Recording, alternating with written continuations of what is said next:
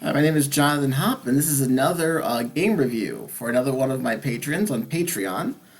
This is the reward, so if you decide to support me in my creating educational Go videos on my YouTube channel, then you get more videos like this, and I will take one of your games. You can just email me, and then I'll go over and make a video just like this.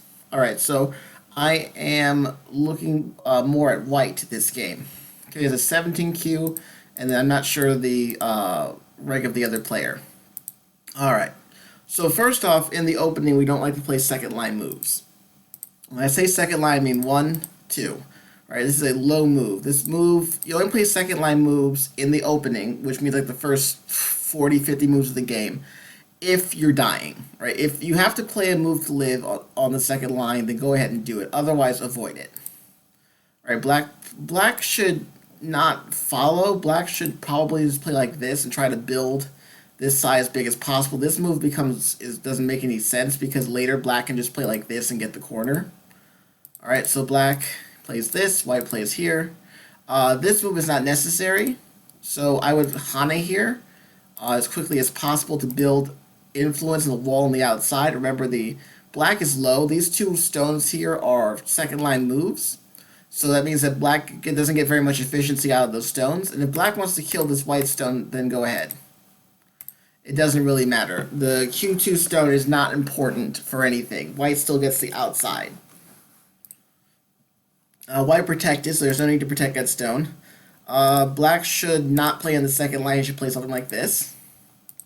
A lot of second line moves in this game. Okay, this is a great move. All right. This makes sense. Actually, I'm a big proponent of this move. I know that in a lot of strong players, they don't like you to attach to a stone.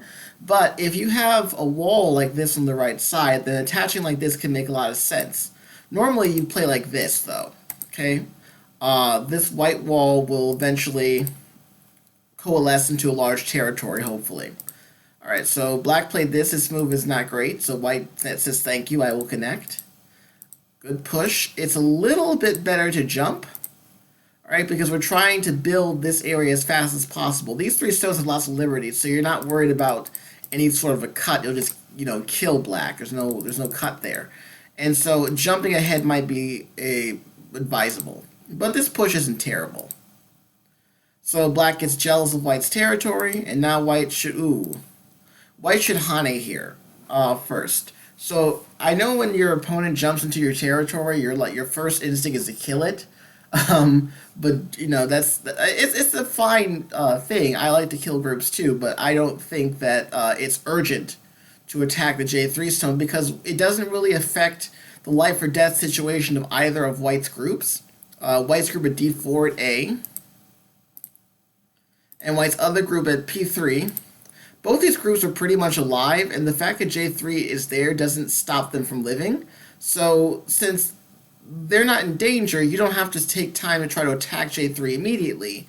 What you can do is you can say, okay, listen, your stones here at C, I'll mark them, these black stones are actually kind of in a bind. Black needs to have to come out like this, and White's very happy to make black crawl on the second line. All right, if black doesn't do that, then white's more than happy to start trying to kill these stones. Right, and so you guys start to get really awful things like this. Okay, in which case, what ends up happening is, as white attacks one group, he can attack the other group. All right, I just played some moves. There's probably some more optimal moves. I mean, you can even just push here, and then go like that. This is pretty simple. There's all sorts of things you could do, but the main thing is you have to think about it like this way. When you have a shape like this, you remove these doohickeys. You have a line of stones and a line of stones next to it. Then the first person who can kind of bonk the other person on the head to cap at the head of the stones will get the advantage. So white gets the advantage when he plays like this. So black pretty much has to follow suit, and then white can make this wall. Now you're thinking to yourself, so what? I make a wall. Black is kind of low and not making very many points, and now this stone, if you really want to attack it later, like let's say black, I don't know, does something like this to live, then this sort of thing starts to become pretty severe, and you can start making center territory. Also, don't attach to weak stones if you can. All right, black plays this. It's a good move. White plays here. Oh, very aggressive. I like it. Place here, you should turn in this shape. This shape, the way to play is a turn. It gives you the most liberties. If you play like this, then you start to, like in the game, you have some problems. So if white comes out like this, black will extend. Okay, white plays like this. Now it gets kind of complicated. Let's read for a second. White cuts, black extends, white extends, right? And so this is actually really bad for black. You could play like, I think in this situation you can play like this. So you could just basically like this and turn. The ladder doesn't work. So he can't really capture this stone. So the best really black can do is like this. Does that ladder work? Yes, so black can play like this. Actually, this is not that bad for black. It could be worse. If you look at the beginning situation, black had one small stone surrounded by a powerful white group over here and over here. You attached, and that gives black moves. So this is why I mean when I said like don't attach to weak stones. When you attach, your opponent can do things like he can try to attack you. Now you have a weak group you have to deal with because if you don't, then his weak group becomes a strong group. Then you fight for a while, otherwise, and then you have black gain some sort of advantage. Here I really would just descend. This is a stronger move. When you take, black is happy to Atari. You connect. All right, and this shape is wow. This shape is interesting. If you cross cut, what will he do? In fact, you can do lots of things. If you want to take the groups and split them, you turn here. If black decides to defend his group like so, you can start to try to capture some of his stones. If he takes, you can capture these two stones. And yeah, this group lives, but then you got the entire outside, which is pretty good for you.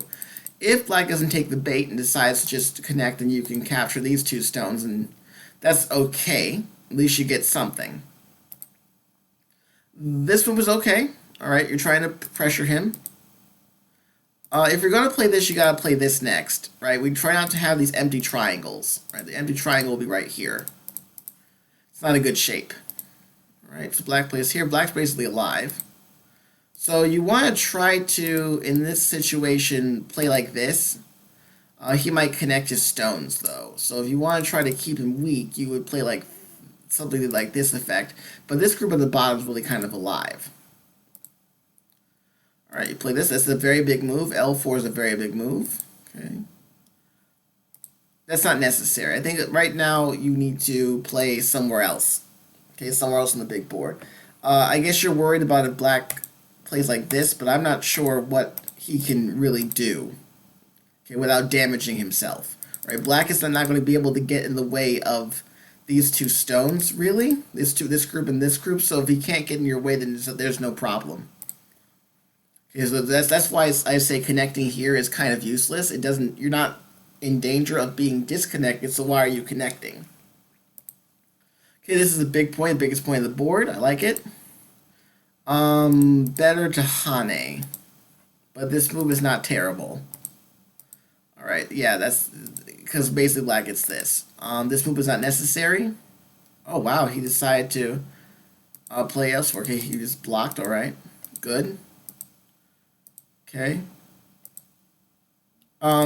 Pushing's okay, but at a certain point you want to jump and get ahead of your opponent. Although I really don't want to play any of these moves, to be honestly speaking. I would play like this. That way he doesn't get to build the right side of the board. If he pulls back, you can turn. If he comes up, you can just ignore this area and invade his top side. Right, you don't want to play your opponent's game. In the game, my problem with this is that now black is starting to make a lot of territory on this side. Okay, you push again. You push again. Let's see. Cutting might be interesting, but then he will go like this, and that's not very interesting for white.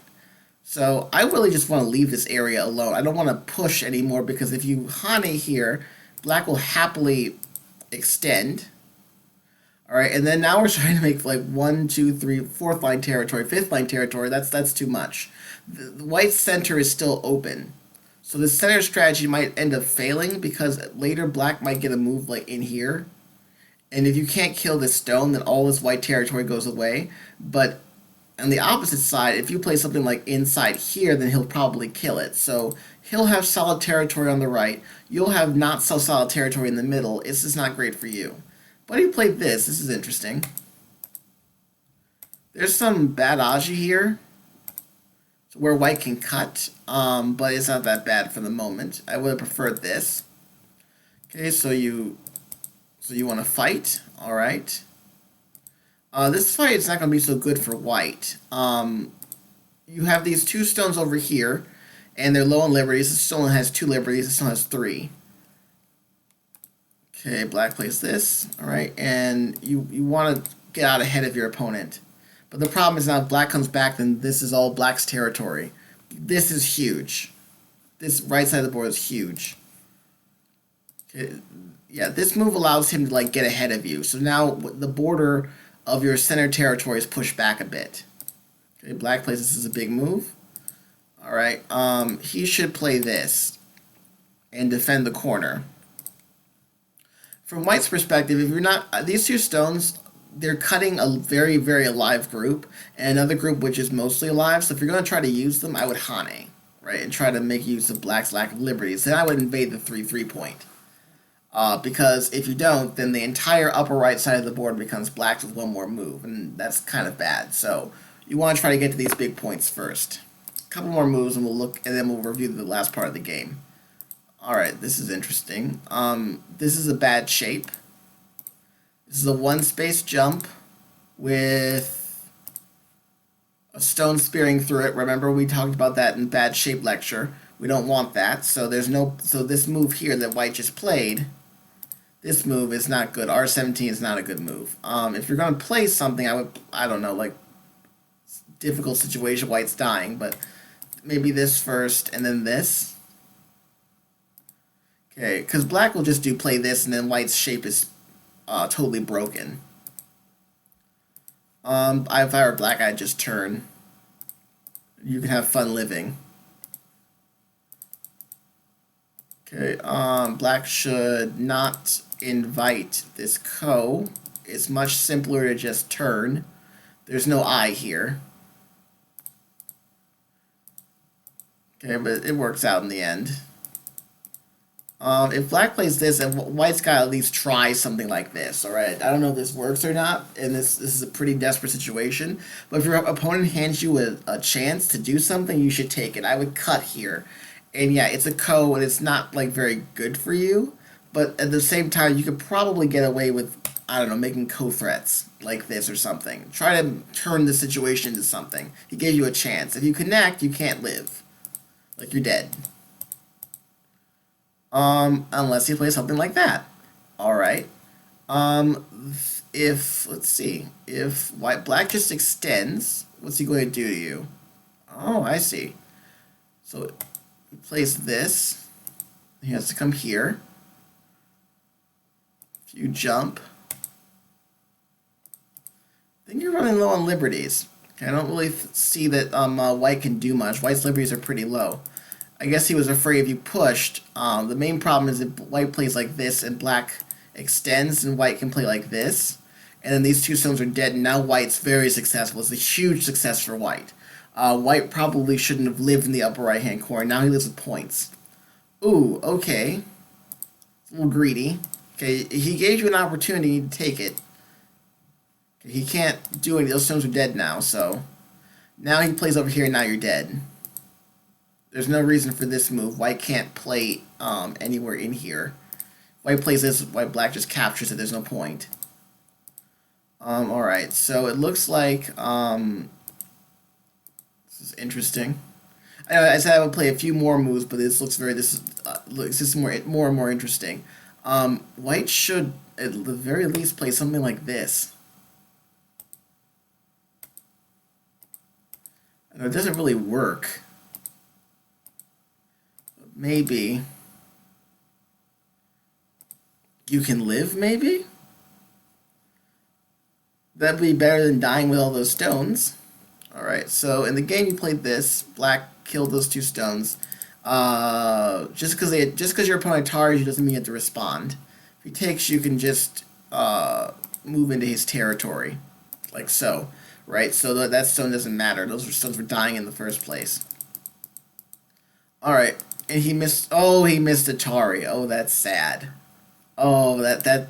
So it looks like White starts off with more biting off more than he can chew. So if we go look at the earlier position, so like here, I'm really thinking White's in a terrible position, the upper right. Like White has to play in the 3-3 point. White decides that he's going to Sabaki, play lightly in the area where he's weak, and then make a heavy shape. And now when White plays like this and Black plays here, White looks terrible. I actually thought White would pretty much die in the entire upper right side of the board, which would totally outdo White's center. So when White plays a broken shape, I really thought White was done for. But then if we fast forward, this is why Q games are so exciting. You never know what's going to happen next.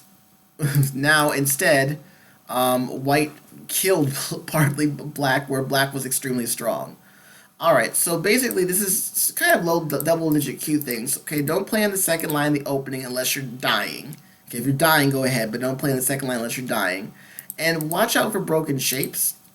Also, when you're pushing someone, if there's a pushing and there's stones, like 3 stones, 2 stones, like next to each other like this, it's usually a very big move to hit your opponent on the head of the stones. That way you can get an advantage and pull ahead of them. All right, well, like I said, if you enjoyed this lecture and you enjoy my lectures in general, please use the link down below and visit my Patreon page. And if you become one of my patrons, you can get a free copy of my book, PDF, or I will do game reviews just like this. All right, thanks for watching. I'll see you guys next time.